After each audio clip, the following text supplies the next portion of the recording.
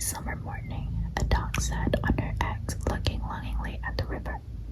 Sitting on the eggs all day long is a tiresome job, the dog thought. She wished she could swim in the glorious river. She chatted with the bullfrogs. She watched a stork pass by. The mother dog wished she could go for a walk like the stork, but she had to mind her eggs. She decided not to move until the eggs hatched. Quack! Ah, my first baby, the dog quacked in delight. Out came a tiny duckling with soft feathers and tiny eyes. Peep, peep, the duckling walked all around her mother. The dog watched her duckling in delight. Quack, quack! Ah, more babies, cried the dog as one after another the eggs broke. The ducklings ambled around everywhere. An old duck came by. What pretty little ducklings you have, she said. The mother duck nodded proudly. They are handsome, aren't they? They think after their mother. What about that one? It hasn't hatched yet, asked the old duck. Let me take a look. It's a big egg. The old duck backed and tossed the egg, but nothing happened. You know what? This looks like a turkey's egg. Throw it away before it's too late, said the old duck.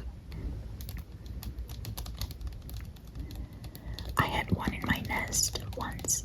I tried and tried to make the bird swim with my others, but it wouldn't come with us.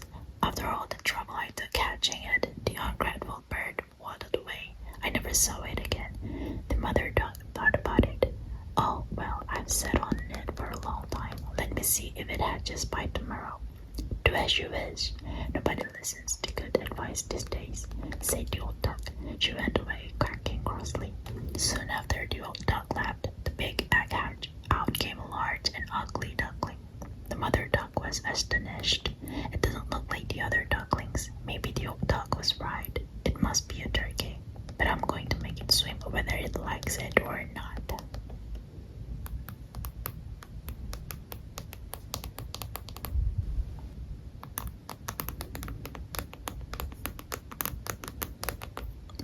The next day, the mother duck took all the ducklings for a swimming lesson. She watched the big duckling waddle along. He jumped straight into the water, much to her surprise. Splash! It's not a turkey after all, thought the mother duck. She was relieved. After a good swim, she called her ducklings together. Listen, my babies, we're going to the farmyard now. It'll be a special treat for you. You'll meet all the farm animals. Remember to be on your best behaviors. The little ducks weren't listening. They rushed into the farmyard and ran here and there until the mother duck called out again. This time, she sounded stern. Stay close to me to keep out of the way of the cows. Don't go anywhere close to the cats as they fight and like to gobble up little ducklings, said the mother duck. Cheep, cheep. The ducklings shivered in fright. They tucked close behind the mother duck. In the distance, she saw a big duck with red ribbons around her feet. Look here, I want you to bend your head, bow low, and say quack politely to that duck over there. She is a very special duck, the mother duck said. The obedient ducklings did as they were told. The big duck looked at them with scorn. Another brood of these noisy little ones. There's not going to be a moment's peace on this farm, said the duck. I say, what an absolutely ugly duckling you've got there. The ugly duckling hid itself in shame. He might not look dashing like the others, but he's a good little duckling, the mother duck said. He listens to everything I say and also swims well. But the big duck wasn't even listening. The mother duck took her ducklings along to meet the others. Now, the little ducklings started noticing how ugly their brother was. Move away from me, cried one. Don't come near me, another one said. None of the farm animals were kind to him either. The ugly duckling felt lonely and very sad. He tucked his head under his wing and stayed close to Mother Duck. The Mother Duck felt really bad.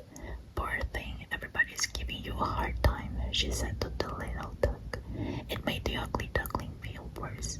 As the days went by, the teasing only got worse. The mother duck could no longer help the ugly duckling. So, one evening, when nobody was looking, the ugly duckling ran away. He knew that nobody would miss him. He walked on for a long time and reached a big moor. The purple heather looked glorious. The ugly duckling was enjoying the beauty and But all of a sudden, there were loud quacks. He turned around and spotted a bunch of wild ducks. "Hey, look at this pillow," one wild duck said. "He looks terrible. Don't think you can tag along with us." The ugly duckling was upset. Of course, he had no plans to go along with the wild ducks. All he wanted to do was lie among the rushes, look for food, and go swimming. Pop, boom! "The hunters!" cried the wild ducks and flew away at once. The dogs and the hunters looked around for ducks and geese. One duck ran close to the ugly duckling and grabbed it. But when it saw how ugly the duckling looked, the duck let the duckling go. For once, the duckling was glad that it was ugly. After the hunters left, the duckling went in search of a safer spot. Soon he found a cottage along the way. There were large raindrops falling from the sky, and it looked as if there was going to be a storm. He went inside and found a plump woman with a cat on her lap and a hen perched on her shoulder. When she saw the duckling, she welcomed him inside and fed him well. But the cat and hen weren't happy. They wanted the cottage all for themselves. "Do you know to lay eggs?" asked the hen. "No, I can't lay eggs," said the duckling. "Can you make your hair stand at the end like this? Can you fight with neighbor's dog?" asked the cat. "No, I don't think so," the duckling answered. "In that case, we advise that you leave the cottage soon. Our mistress hates useless creatures," said the unkind cat. "Goodbye," the hen called out as the duckling went away. The duckling traveled from one place to another. The leaves were no longer green. It was autumn, and the trees were full of beautiful yellow, orange, and flaming red leaves. One evening, he saw a flock of birds in the sky. They were snow-white with beautiful wings that flapped gracefully. The ugly duckling couldn't believe that there were such beautiful birds in the world. "How I wish I could become one of them," the duckling thought. Winter soon came, and the duckling, all alone by himself, tried his best to paddle on and find food. But one winter night, his legs froze in the icy pond. A peasant woman found the helpless duckling and saved him from the pond.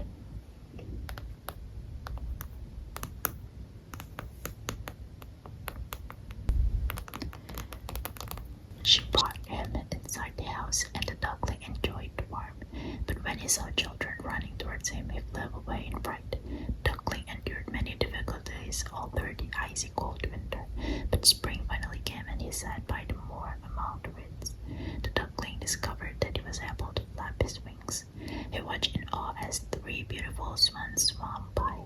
They glided gently over the water, and the duckling felt an ache in his heart. "Let me fly towards the swans. It is better to be killed by them than to be pursued by ducks or bitten up by foals and hated by everyone," he thought. As he flew close to them, he bent his head down in shame. He was surprised when he saw his reflection in the water. He was no longer an ugly, loathsome, and clumsy duckling. He was a beautiful swan, and he looked as noble and graceful as the other swans close by. It was almost like magic. His wish had come true. When the swans flew past him, he joined them. The other swans looked at him with special respect. They bowed their heads low. He felt sad yet happy deep inside. He wondered why all the creatures had treated him so badly just because he was ugly. He did not understand why the swans bowed to him simply because he was a beautiful young swan. But he knew that all the scorn and mockery had made him strong at heart. He was not afraid of anyone.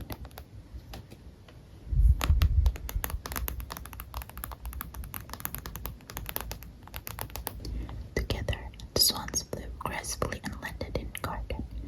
Little children came running to look at them. "Oh, what lovely birds," said the little girl. The children threw bread and cake crumbs for the swans. The children's mother and father soon arrived. They watched the swans for a while. "The new one over there," the children's father pointed. "He's the most handsome of all." As the sun shone bright and the flowers rustled in the breeze, the swan decided that life was good after all. He rustled his feathers and curved his gentle neck. He cried in joy as his heart filled up with happiness. "I never dreamed that I'd be so happy one day,"